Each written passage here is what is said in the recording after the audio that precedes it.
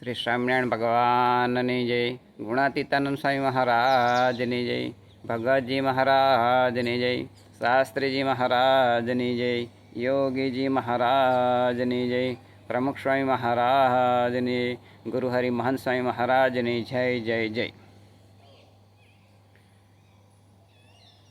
સ્વામિનારાયણ ભગવાનની કૃપાથી મારું ઓપરેશન વડોદરા હોસ્પિટલ, શાસ્ત્રીજી મહારાજ હોસ્પિટલ, BAPS સ્વામિનારાયણ સંસ્થા એ જે હોસ્પિટલ બનાવી છે તેમની અંદર ડૉક્ટર પ્રકાશ રાઠોડ સાહેબે સફળતાપૂર્વક કર્યું છે. તો હું તેમને મારા હૃદયપૂર્વક હું આશીર્વાદ આપું છું કે તેમના બાળ ગોપાળ એ સૌ સુખી રહે, તેમના ધર્મપત્ની સુખી રહે અને ભગવાન તેમને લાંબુ આયુષ બક્ષે તેવી મારી ખૂબ જ ભગવાનને એ પ્રાર્થના છે.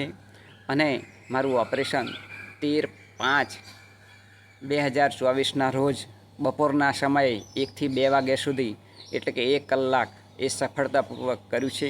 તેવા સમયે મારી પાસે જે કંઈ સેવકો એ સેવક કરતા હતા ઓપરેશન દરમિયાન, તે બધા જ મને એ દેવો હોય એવો અનુભવ થતો હતો.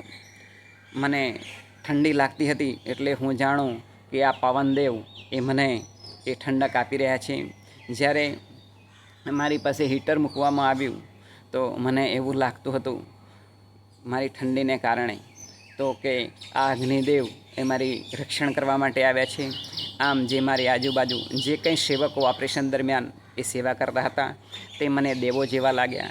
અને ભગવાન રૂપે આ પૃથ્વી પરના બીજા ભગવાન રૂપે ડૉક્ટર પ્રકાશ રાઠોડ સાહેબ પણ લાગ્યા.